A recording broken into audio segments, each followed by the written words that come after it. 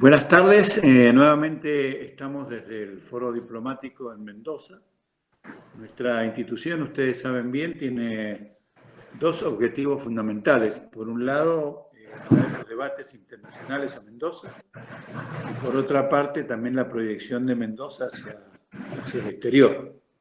En ese marco hemos venido organizando una serie de reuniones, esta es la número 4, con los temas relacionados con lo que es el federalismo, el desarrollo regional, las relaciones entre los estados provinciales o como se llamen y las naciones.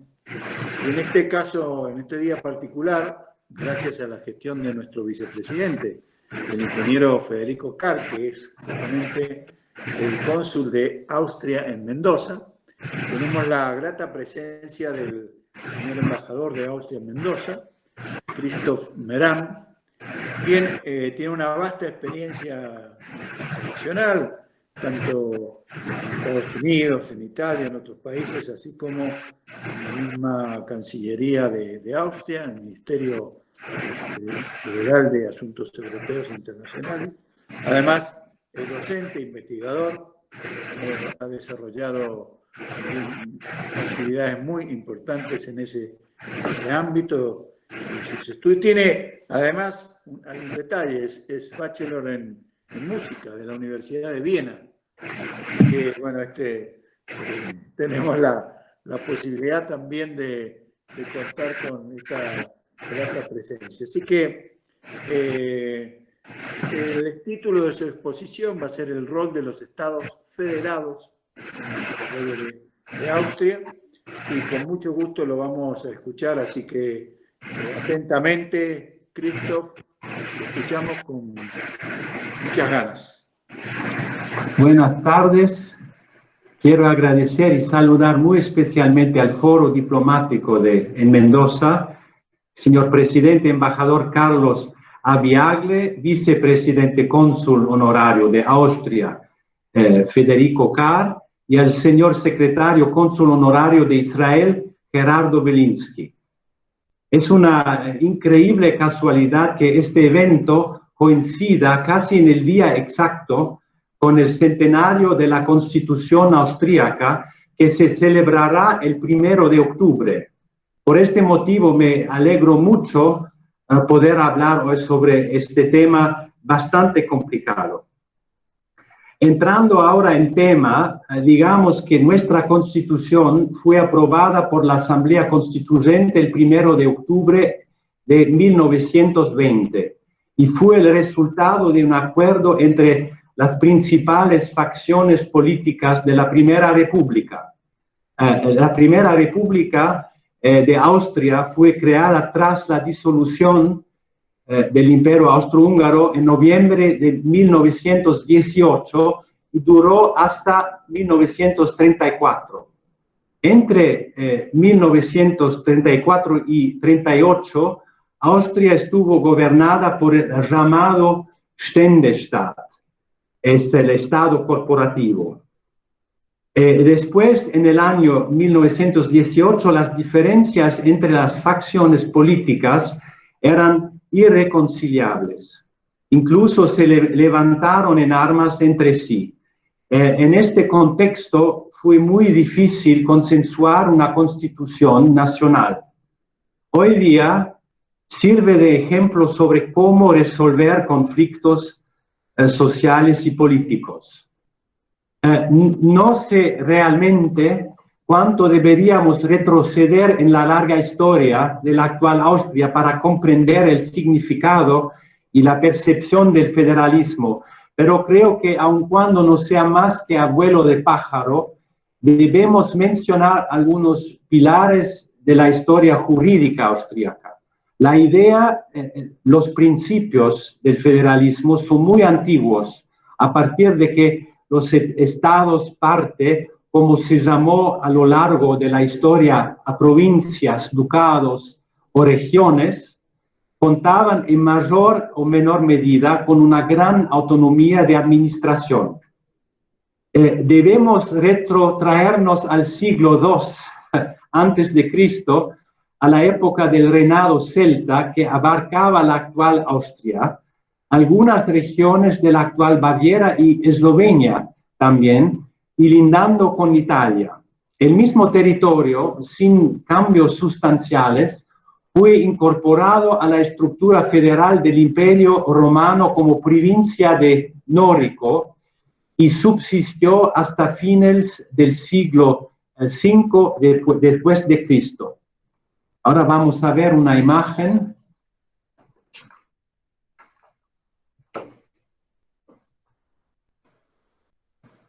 Acá. ¿La ven? No, la próxima. La próxima. Esta sí. Reencontramos el federalismo nuevamente en la época del reinado de la Casa de Babenberg, que gobernó el territorio de la actual Austria entre los años 926 y 1246, y que fue sucedida por la Casa de Habsburgo.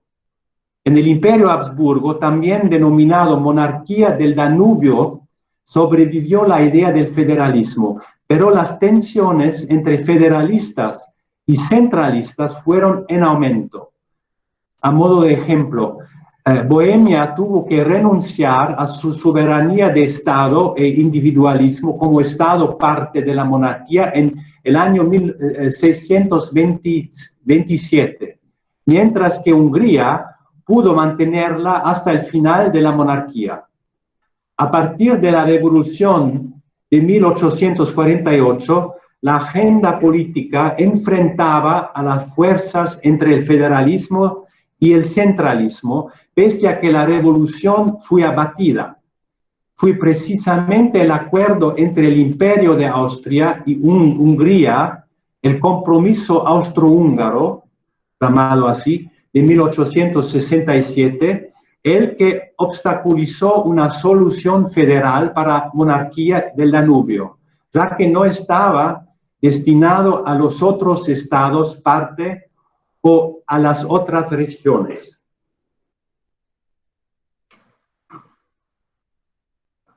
A principios del siglo XX, debido a las crecientes tensiones nacionales, se discutió la idea de los Estados Unidos de la Gran Austria, a partir de la cual el imperio se convertiría en un Estado federal dividido en regiones autónomas según la identidad étnica.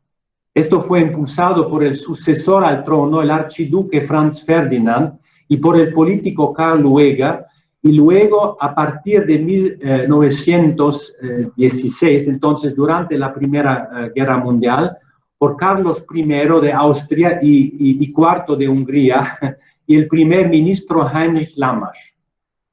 Pero estas ideas fueron concretadas en la Declaración de Octubre de 1918, el llamado October Manifest, a partir de la cual se federalizaría el imperio, creándose consejos nacionales en el Parlamento. Esta solución, en el marco de monarquía, llegó demasiado tarde, dado a que tras la Primera Guerra Mundial fue abolida. Bueno, vamos a ver la próxima. La actual Constitución de Austria, que tal como indiqué anteriormente, surgió de un compromiso histórico en 1920 y que tras la Segunda Guerra Mundial fue puesta nuevamente en vigor en la versión de 1929, tiene una marcada influencia centralista.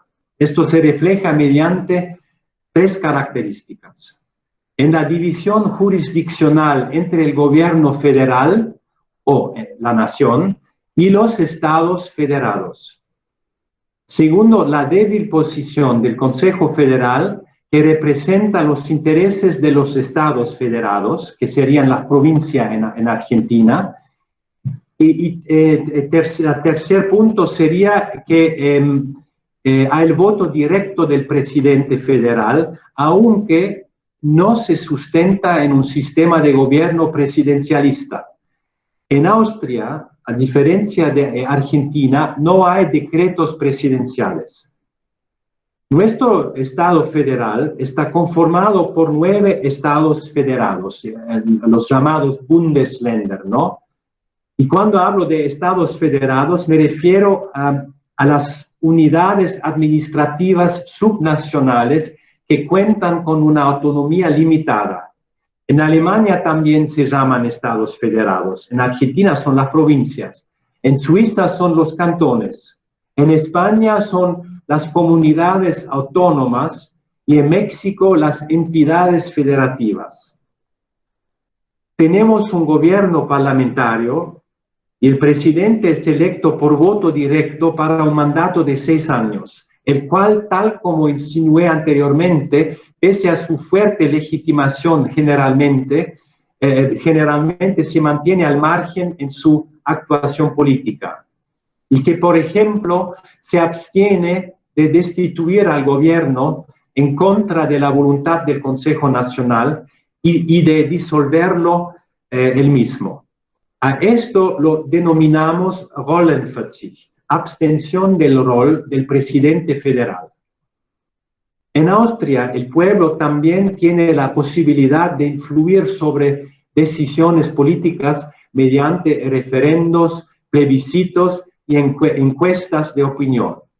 Los 3 son instrumentos de democracia directa. No obstante, el pueblo no puede aprobar las leyes por sí mismo. Siempre necesita la aprobación del Parlamento, del Congreso electo, ¿no? El Parlamento austríaco tiene 2 cámaras, el Consejo Nacional, que es la primera cámara, y el Consejo Federal, la segunda cámara. Conjuntamente son responsables de la legislación federal. Como órgano elegido directamente por el pueblo, el Consejo Nacional es más poderoso que el Consejo Federal.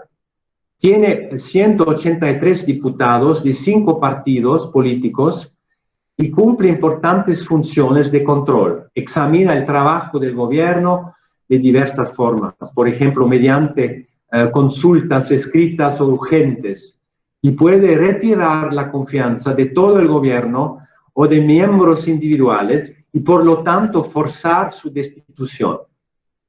En el Consejo Federal, que es la segunda cámara parlamentaria, los estados federados están representados por consejeros federales quienes participan en algunas áreas de la legislación federal.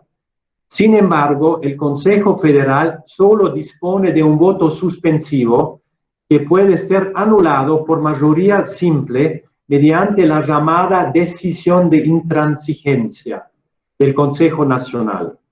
Además, los gobernadores de los estados federados están obligados, de acuerdo a la Constitución, a cumplir las instrucciones de los ministros federales competentes. A diferencia del Consejo Nacional, el Consejo Federal no se elige directamente. Sus miembros son enviados por los parlamentos de los estados federados en función de la fuerza de los partidos en los respectivos parlamentos. La cantidad de miembros que envía un estado federado depende de la cantidad de ciudadanos. El estado federado más grande, por ejemplo, tiene 12, el más pequeño, al menos 3 representantes. Sería el caso del Burgenland, por ejemplo. Si cambia la relación entre el número de ciudadanos en los estados federados, también cambia el número de mandatos en el Consejo Federal. Los mandatos se vuelven a calcular cada 10 años en función de los resultados del censo. Actualmente, el Consejo Federal tiene 61 miembros. Pero hay un detalle muy interesante. Desde que Austria se adhirió a la Unión Europea en 1995, la influencia del Consejo Federal ha aumentado en asuntos relacionados con la Unión Europea y con también el papel del federalismo. El Consejo Federal aporta iniciativas al proceso de toma de decisiones europeo o simplemente expresa ciertos intereses regionales. Por lo tanto, el Consejo Federal también se conoce como la Cámara Europea. Desde 2015, los miembros del Parlamento Europeo elegidos en Austria han podido participar y debatir todas las negociaciones del Consejo Federal sobre cuestiones de la Unión Europea. Pero más sobre eso más tarde. Volvemos a nuestra Constitución, ¿no? Nuestra ley constitucional federal otorga a los 9 estados federales que ven en la pantalla una legislación estatal relativamente autónoma, así como también una administración propia, y con ello también derechos, competencias y legitimidad propia. El artículo 15 de la Constitución las define en detalle. Allí se dispone por una cláusula general que todas las competencias que no fueran adjudicadas al Estado federal en forma expresa corresponderán a los estados federados o bien a unidades de administración inferiores como los municipios. Por ejemplo, la responsabilidad sobre la red vial, el abastecimiento de agua o la zonificación. Sin embargo, se adjudican expresamente al Estado federal muchas competencias importantes. En comparación a otros estados de organización federal como Alemania o Estados Unidos, el federalismo austríaco se presenta como relativamente poco desarrollado. Bueno, vamos a ver la próxima. Uno más, sí. Estos son los estados federados o provincias con los municipios y las comunas. No, uno sí. Ok. Esto es una imagen crucial. Este cuadro permite visualizar la división de competencias del Estado federal y de los estados federados. Existe un marcado predominio de competencias del Estado federal en la legislación y aplicación frente a los estados federados. Veamos los 4 modos de legislación y aplicación de la ley en Austria. Bueno, yo voy a resumir unos pocos de estos temas, pero lo ven en los 4 puntos, están todos listados, ¿no? En muchas áreas, la legislación y aplicación provienen del Estado federal. Abarcan desde la economía, las relaciones exteriores, hasta el sistema de salud y la política educativa. En la segunda rúbrica, se ve la fuerte posición también del Estado federal, que es apuntalada por la administración federal indirecta, ¿no? En virtud de la cual el Estado federal promulga leyes que posteriormente los estados federados hacen cumplir. Entre ellos se encuentra la ley de nacionalidad, federaciones profesionales o evaluaciones de impacto ambiental. Además, existen algunas áreas en las cuales el Estado federal promulga leyes generales, las cuales son reglamentadas y aplicadas por los estados federados. Esto es el caso en el área de ayuda social, hospitales o algunos aspectos de abastecimiento eléctrico.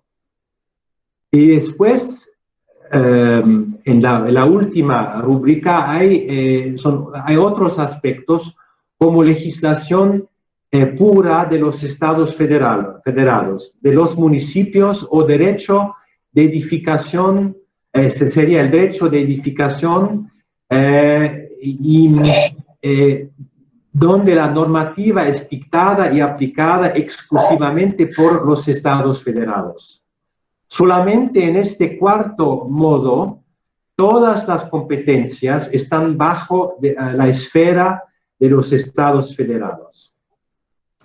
Los estados federados tampoco cuentan con una jurisdicción propia en materia de derecho penal y civil. No obstante, desde 2014 tienen una jurisdicción administrativa propia. También en el ámbito de las finanzas, el Estado federal tiene un rol dominante en Austria.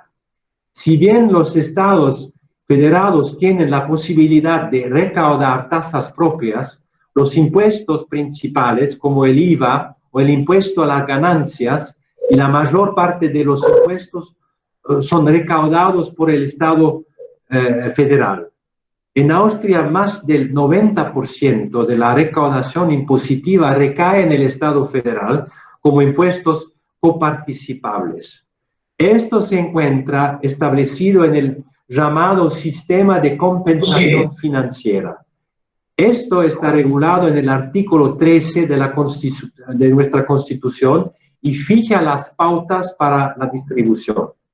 El sistema de compensación financiera se establece para un periodo de 4 años y pasado este periodo se vuelve a negociar.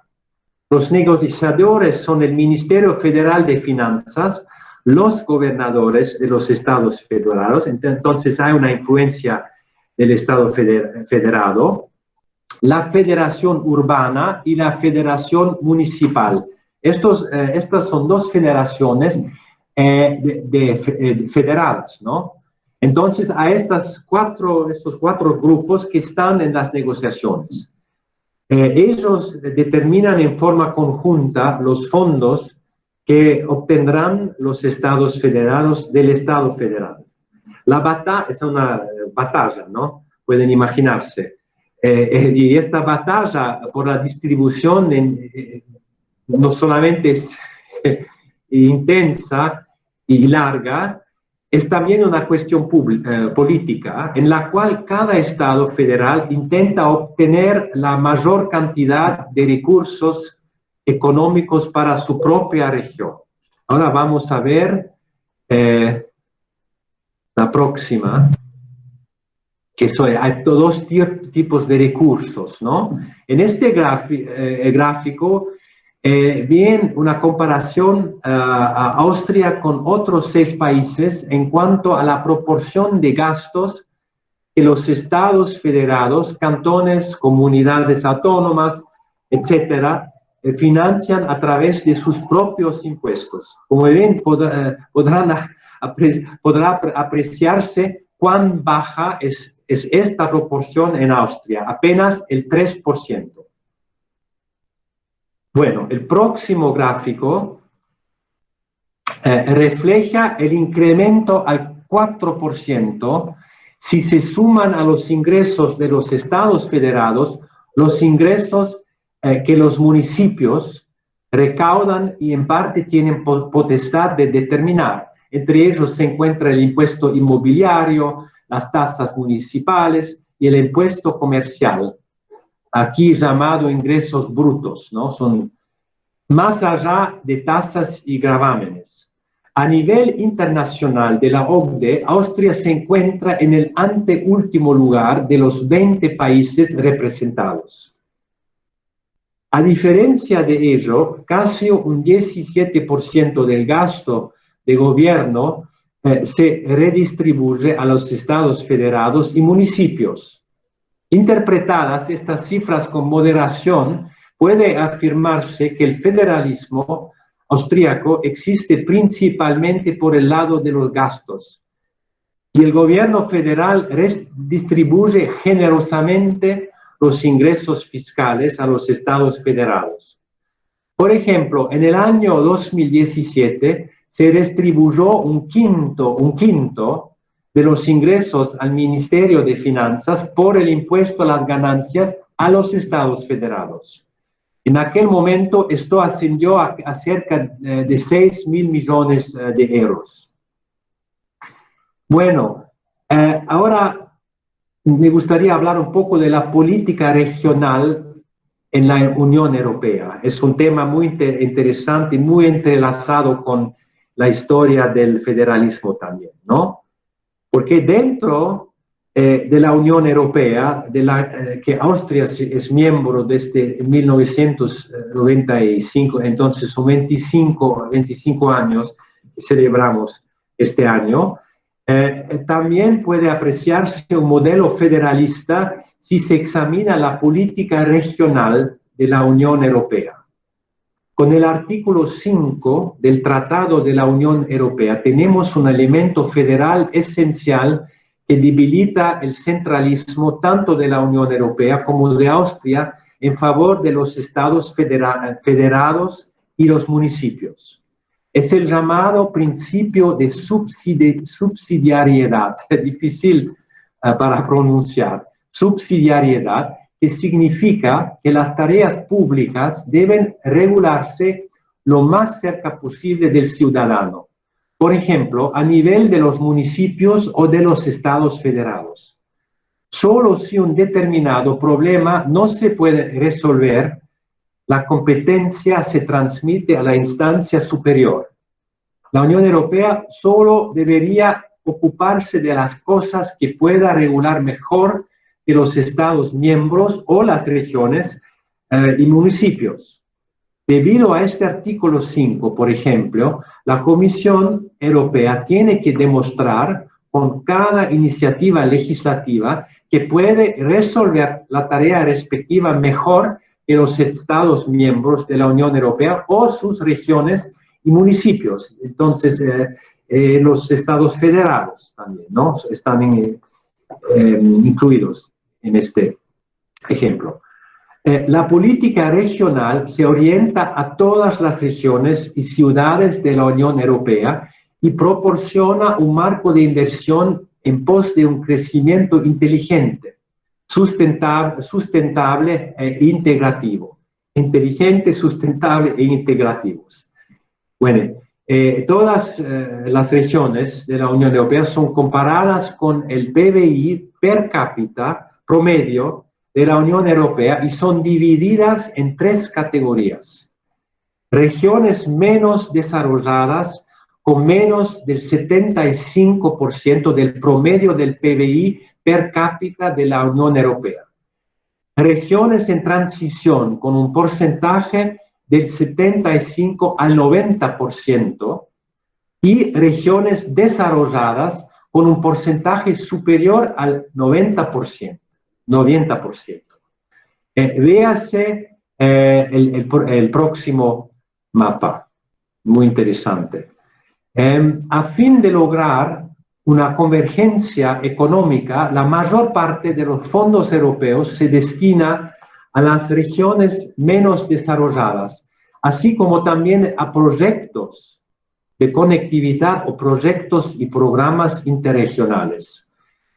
Bueno, la política regional de la Unión Europea dispone de dos fondos principales para hacer esto, ¿no? El Fondo Europeo de Desarrollo Regional, el FEDER, y el Fondo de Cohesión, el FC. En el periodo 2014 a 2020 se destinaron 355.000 millones de euros, casi un tercio del presupuesto de la Unión Europea, a la política de cohesión. Los 5 objetivos de la Unión Europea para este periodo fueron que el 75% de la población entre 20 y 64 años tenga empleo, el 3% del PBI de la Unión Europea se destine a investigación y desarrollo, que las emisiones de gases de efecto invernadero de la Unión Europea se reduzcan en un 20% en comparación con los niveles de 1990, que la proporción de energías renovables aumente al 20%, así como la eficiencia energética. En cuanto a la educación, el objetivo es reducir la tasa de deserción escolar a menos del 10%. Es también un objetivo reducir el número de personas en situación de pobreza y de exclusión social y de riesgo en al menos 20 millones. Casi toda Austria, como ven en la pantalla, está categorizada como región desarrollada. Solo el estado de Burgenland está encuadrado, está a la derecha, ¿no? A la extrema derecha, hablando geográficamente, como región en transición. Tales programas de la Unión Europea son en Austria, por ejemplo, interregional Eslovaquia-Austria. Se trata de proyectos transnacionales y de desarrollo de conexiones. Hablamos de cooperación, de programas culturales, etc. Y ven, es muy interesante porque son regiones transnacionales, ¿no? A pesar del hecho que Austria y Eslovaquia sean dos estados distintos, con fronteras, pero que no existe más. Hay otro proyecto en la región alpina de Austria e Italia, que busca soluciones low-tech de tecnología baja o sencilla para el ahorro de energía en edificios. Y hay una red de investigación que apoya la transformación digital de pymes en la región del lago Constanza. Austria es el tercer mayor aportante neto de la Unión Europea, visto per cápita y en proporción al PBI. Véase el gráfico. Sin embargo, la membresía es muy positiva para la economía austríaca en su conjunto. Por ejemplo, mediante la reducción de los derechos de aduana, la libre circulación de personas, de capitales, etcétera, etcétera. Sí, es muy interesante esta imagen, la dejo, pero sigo hablando para que no sea demasiado largo. Algo sobre la representación política en la Unión Europea. En el plano político, el Comité Europeo de las Regiones es la voz de las regiones y ciudades de la Unión Europea. Representa a las autoridades locales y regionales de toda la Unión Europea y emite opiniones sobre la nueva legislación en cuanto a su repercusión en las regiones y ciudades. Hablamos de 70% de toda la legislación de la Unión Europea. Es enorme. Este Comité Europeo de las Regiones es una asamblea política conformada por 326 miembros de todos los países de la Unión Europea. Hay 10 miembros que provienen de Austria en este comité. Los miembros son electos a nivel local o regional, por ejemplo, como alcalde o presidente de una región. Y viajan a Bruselas 6 veces al año para intercambiar opiniones sobre la legislación propuesta y adoptar resoluciones sobre las medidas adicionales que debe adoptar la Unión Europea. Todos los estados federados, excepto Vorarlberg, que es la provincia más al oeste, poseen oficinas de enlace en Bruselas.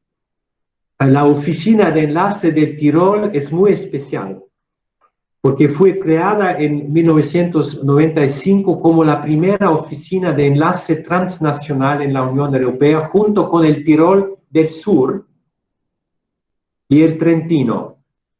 Esta forma de cooperación entre las 3 partes históricas de la región es un reflejo ejemplar del espíritu de una Europa abierta y federativa. ¿Cuál es entonces el real peso político de los estados federados en una estructura federal relativamente débil?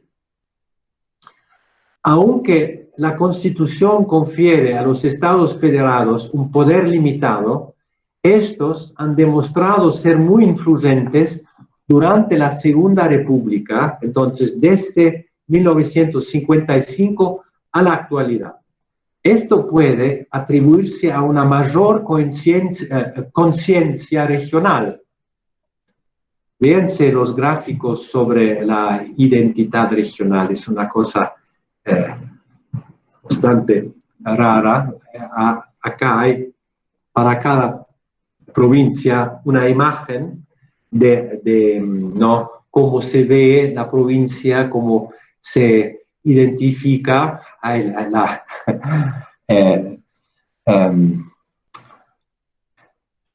Bierlefeslände, este es Vorarlberg, la cerveza, obviamente, se come muy bien en Niederösterreich, en Baja Austria, y en la Estiria lo que dice es el sangre de los estirios no es un jugo de frambuesas, porque les gusta mucho tomar el schnapps y tienen todo tipo de schnapps, ¿no? De durazno, de pera, etcétera, etcétera. Entonces, pero hay esta conciencia regional muy desarrollada, ¿no? Como me imagino en Mendoza también, ¿no? Y hay un alto nivel de confianza de la población en las estructuras regionales. El federalismo en Austria no es un federalismo en papeles, sino un federalismo de corazón, así como una importante influencia política.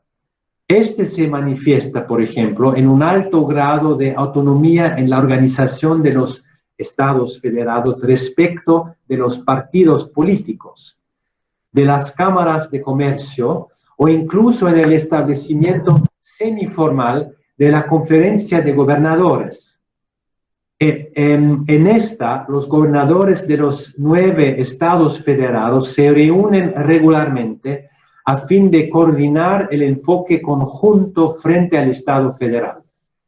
Este encuentro no está legalmente establecido y por ello no existen actas ni resoluciones del mismo. Los acuerdos allí pactados de un proyecto de unificación en la ley de protección de la juventud y el ingreso mínimo o beneficios sociales, así como la introducción de impuestos regionales debido a la resistencia en los estados federados. La baja proporción de impuestos propios no está mal vista por los estados federados, ya que deciden sobre sus gastos, pero no tienen la necesidad de gestionar impuestos, que tienen una percepción negativa por los votantes. Entonces, es una conclusión muy importante, ¿no? Porque sí, con los porcentajes que hemos visto, hay mucha plata que entra del Estado federal y no es vista mal para nada, ¿no? Y por eso la dependencia relativa no está mal, ¿no? Porque es relativa. Pero además, los gobernadores de las 2 provincias más grandes es un ejemplo para mostrar el poder de las provincias austríacas, ¿no? de los estados federales. Los gobernadores de las 2 provincias más grandes, que son Baja Austria y Viena, administradas por el Partido Conservador, el ÖVP, el Partido Socialdemócrata, SPÖ, respectivamente, se han convertido a raíz de su peso interno en el partido en pesos pesados de la realpolitik. Su larga trayectoria política los posicionó como eminencia gris de la política austríaca, con todas las consecuencias posibles, ¿no? Como en la discusión sobre los futuros cancilleres o primer ministros, etc.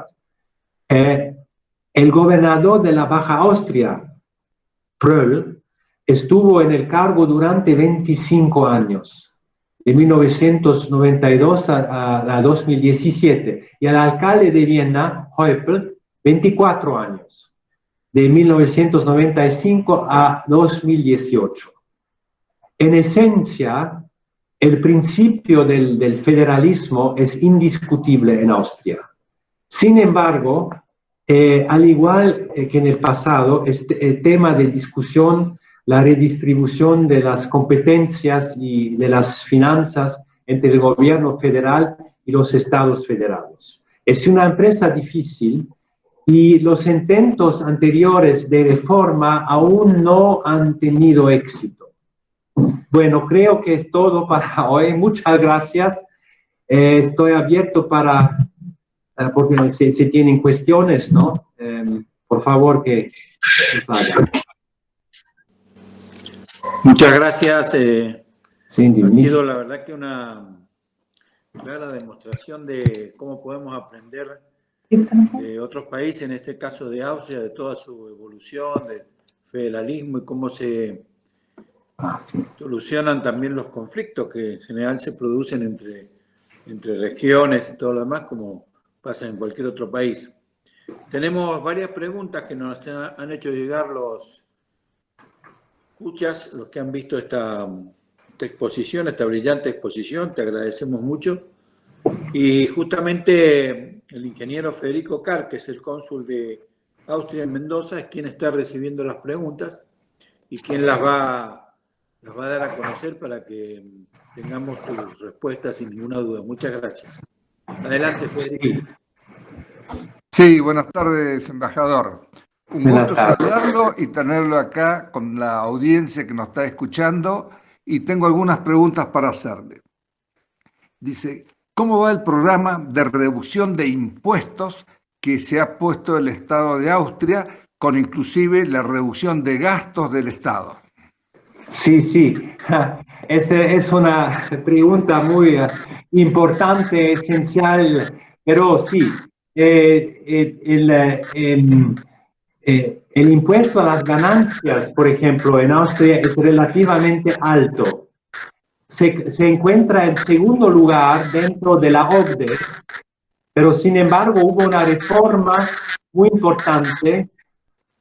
Creo que tenés que apagar tu micrófono porque se entiende mucho sí, ahora está, gracias. Pero sin embargo hubo una reforma muy importante cuya primera fase de implementación fue ahora en septiembre, ¿no? Por ejemplo, tenemos un sistema escalonado en el cual los ingresos anuales inferiores a 11.000 euros están libres de impuestos. Para las rentas entre 11.000 y 18.000 euros se redujo la alicuota del 25% al 20%, pero ahora, en septiembre, ¿no? Después de 18.000 euros a 31.000 euros, la alicuota se reducirá del 35 al 30% en 2021. Entre 31.000 euros y 60 euros, actualmente grabados a una alicuota del 42%, se reducirá al 40% en 2022. No hubo cambios en los ingresos anuales entre 60.000 euros y 90.000 euros, que tributan una alicuota del 48%. Y los de hasta 1 millón euros que tributan el 50%, y por encima de dicha suma la alicuota asciende al 55%. No hay tantas personas con estos ingresos, pero hay, ¿no? Y después, una cosa interesante en la pandemia actual es que hay obviamente una ayuda de COVID, que era una decisión, una discreción financiera, ¿no? del gobierno, que se llama ayuda de COVID, a la gastronomía. Desde el 1 de julio de 2020 al 31 de diciembre de 2020 se redujo el IVA al 5% en las áreas de gastronomía, alojamiento, cultura y publicaciones. Anteriormente los alimentos tributaban el 10% y las bebidas 20%, ¿no? Bueno, creo que es el proceso de reducción que se hace actualmente. Después hay obviamente todos los impuestos diferentes que hay, pero no era la pregunta. Bueno, muchas gracias por la respuesta a esta. Vamos a ir a algo quizás un poco más sencillo. La embajada y todo el personal ha adoptado la costumbre, por el tema del medio ambiente, que está protegiendo Austria desde hace muchos años, la costumbre de ir en bicicleta a la embajada.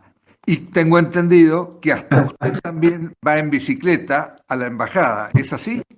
Sí, son 15 kilómetros por día, 7,5, 7, y sí, me gusta mucho porque veo todo el parque, los parques que están, ¿no?, en la Avenida Libertador al lado, con los árboles increíbles. Pero sí, es todo el personal lo hace, todo el equipo lo hace un poco así, pero tenemos una tradición, ¿no? Primero, Austria es el país en toda la Unión Europea que más usa los trenes. Y una de las razones es que tenemos los trenes más puntuales en toda la Unión Europea. Y el segundo lugar, en uso de transporte público en general. Sí, en Buenos Aires el uso de la bicicleta no solamente es un medio de transporte rápido, pero también es un medio, creo, más sano que ir en buses en este momento, ¿no? Y hay un elemento histórico también a la cuestión, porque tuvimos una crisis petrolera en el 1973, donde comenzaban a aparecer las primeras ideas para desincentivar el uso del auto y promover medios de transporte más eficientes. Y a diferencia de Alemania, donde existían los domingos sin auto, en Austria todos los conductores tenían que optar por un día de la semana. Desde el 14 de enero de 1974, todos los automóviles de Austria debían llevar una tarjeta que indicaba el día de la semana deseado. Sin embargo, el reglamento del día sin automóviles duró solo 5 semanas, pero tenemos sí esta tendencia a hacerlo sin obligación.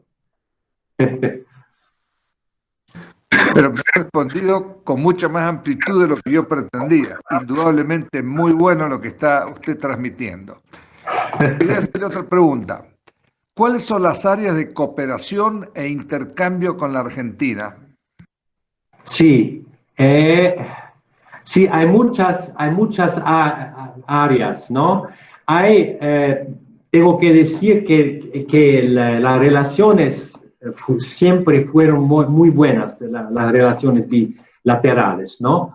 Y porque las puertas de Argentina siempre estuvieron abiertas para los inmigrantes austríacos que vinieron en 3 migraciones, ¿no? Y de ahí surgió mucho intercambio.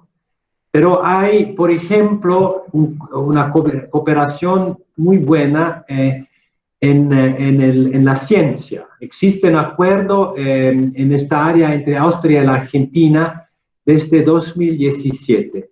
La Universidad de Cuyo, como saben, por ejemplo, tiene acuerdos de cooperación con 4 universidades en Austria, y uno nuevo está desarrollándose con la Universidad de Medicina en Innsbruck. Hay un intercambio fructífero de estudiantes y científicos en toda la Argentina. Hay muchas universidades. Obviamente, en este momento, con los problemas del presupuesto acá, las relaciones formales no están muy activas, pero sí las relaciones directas, sobre todo creo con Mendoza, son activas. Depende mucho de la persona que está en la entidad la más pequeña, que es la universidad, ¿no? Pero para responder, ¿no?, a el intercambio comercial que está en aumento, si bien no es el más significativo en comparación con otros países, pero trabajamos en este ámbito con la Cámara de Comercio de la Embajada y existen cerca de 30 empresas austríacas con filiales en Argentina y las inversiones de las mismas alcanzan en su conjunto los 250 millones de dólares y brindan aproximadamente 2.000 puestos de trabajo en Argentina. Después al turismo. Austria es un país con un sector muy importante y significa no solamente un intercambio importante de turistas, no hablamos de este año, por favor, pero en general, sino también hay proyectos de infraestructura. Por ejemplo, los nuevos teleféricos en Las Leñas son austríacos. Después hay la cooperación multilateral dentro de la ONU, que es muy importante en temas como derechos humanos, desarme y no proliferación. Y hay el intercambio cultural entre Austria y Argentina. La embajada, por ejemplo, apoya un programa cultural diverso. En mayo queríamos mostrar una película austríaca en Mendoza, por ejemplo, que desafortunadamente no se pudo realizar. Para saber más de esto, por favor, inscríbanse en nuestro newsletter o síguenos en las redes. Pero los proyectos culturales que hacemos durante la pandemia creo que son hermosos, ¿no? Van a ver, si van en nuestra página web, que hay regulares proyectos y hay muchos. Y vamos a armar un día nacional muy interesante este año, porque vamos a tener arte en la calle. Entonces, una cosa que se desarrolla en el momento del día del discurso. Después vamos a tener música en reality, ¿no? En el mismo tiempo. Vamos a quizás tener algo a comer, pero tenemos que ver con los transportes de la comida, cómo podemos hacer. Es una sorpresa, no quiero decir más. Sí, indudablemente, embajador, este año, que se cumplen los 100 años de las primeras elecciones parlamentarias democráticas, es un año muy importante. Lamentablemente no se puede hacer el festejo totalmente abierto como corresponde. Vamos a tener que hacerlo vía internet, como está previsto y lo está programando, que me parece fantástico. Voy a continuar con otra pregunta más. ¿Qué consejo le daría a los empresarios y a los mendocinos para intensificar el comercio entre Austria y traer inversiones? Sí, saben,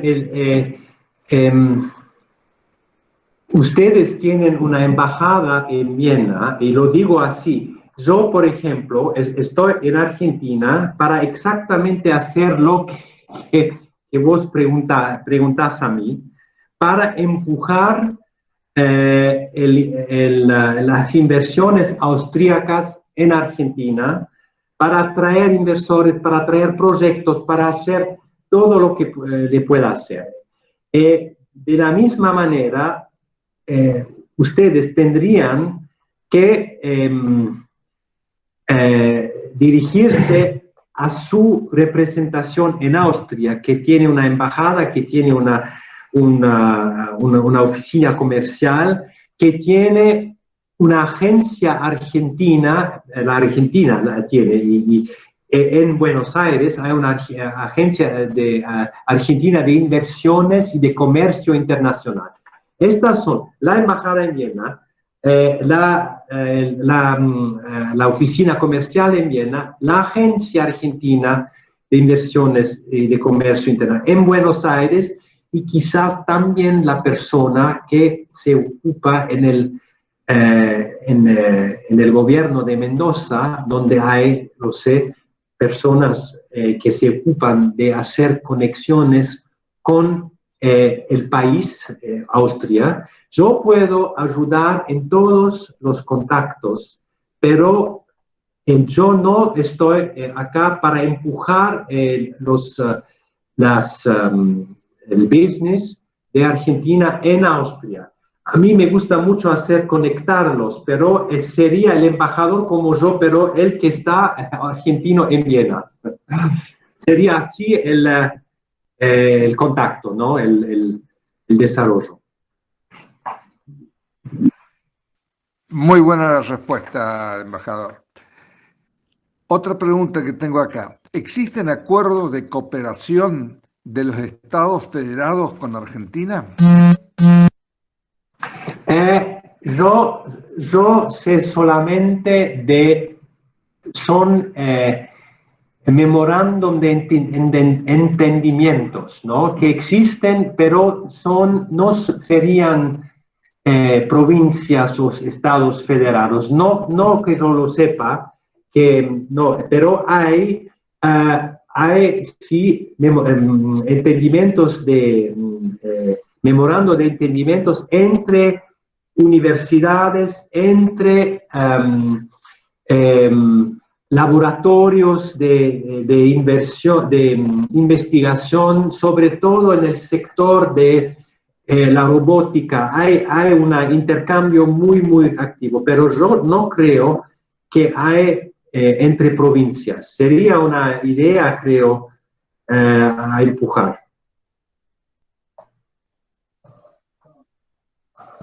Muy bien. Indudablemente el tema de las universidades acá con Mendoza ha funcionado muy bien, porque incluso pese a la pandemia han salido para Austria algunos estudiantes, porque ya tenían la visa otorgada antes del inicio del cierre fronteras y no tenían que sacar una visa nueva y si no la perdían. Así que ellos de todas maneras han viajado y se encuentran allá y por las noticias que recibo de ellos están bien. Yo tengo que hacer un gran agradecimiento ahora, oficial, pero del corazón también a nuestro cónsul honorario en Mendoza, Federico, que ha ayudado tanto en todo este periodo terrible de los primeros 2 meses, donde la gente se quedó en todo el país. Lo que ha hecho el cónsul, y sé que hay una red muy buena y estrecha entre los cónsulos honorarios y profesionales, también con el gobierno de Mendoza, al cual tengo que agradecer también de todo mi corazón por la organización de la evacuación, que era fantástica. Entonces, muchas gracias. Estoy muy feliz poder tener la ocasión de decirlo de este modo. Bueno, señor embajador, creo que nos ha dado un pantallazo hermosísimo sobre lo que es Austria, la forma que se maneja Austria y puede ser que sirva para ayudar en algunos aspectos a la Argentina y poder reorganizar a este país. Eso es todo lo que yo pretendo de esta charla y pueda dar ideas. Y realmente la unificación de relaciones entre Austria y Argentina deben de seguir para adelante. Muchas gracias a todos y quiero también agradecer a mi colega Lisa, que ayudó mucho para armar venga por acá, para armar esta presentación técnica. Muchas gracias, Lisa, que ha sido una presentación, la verdad que propia de un docente que nos ha deleitado con parte de la historia de Austria y con las relaciones tan especiales que existen entre los estados nacionales y los estados federados. Hemos aprendido que también en Austria ha habido problemas entre federales y unitarios, ¿no? Sí. A lo largo del tiempo, pero lo han podido superar y queremos decirle a todos quienes están viendo que esta exposición va a ser subida, digamos, a la plataforma de YouTube del foro, al igual que las otras 3 anteriores. Así que a partir de mañana o pasado mañana ya, a través de la gestión de Victoria, a quien le agradecemos, vamos a tener esto en YouTube. Y por otra parte, avisarles que el día 12 de octubre vamos a tener aquí, vamos a seguir con esta exposición, con este tipo de exposiciones. En este caso vamos a tener de la India, a través de un ex embajador de Argentina en la India, que es Daniel Chuburu, que también va a poner. Y luego creo que vamos a tener nada. Así que, como usted verá, vamos a seguir en esta tarea gracias a la colaboración de todos ustedes. Le estamos muy agradecidos, ha sido muy explicativa, realmente hemos aprendido mucho y seguramente nos van a quedar muchas enseñanzas para lo que tenemos que hacer en nuestra querida Mendoza, en nuestro querido país. Muchas gracias, un gran abrazo y nos debemos un Malbec para algún momento. Absolutamente, gracias.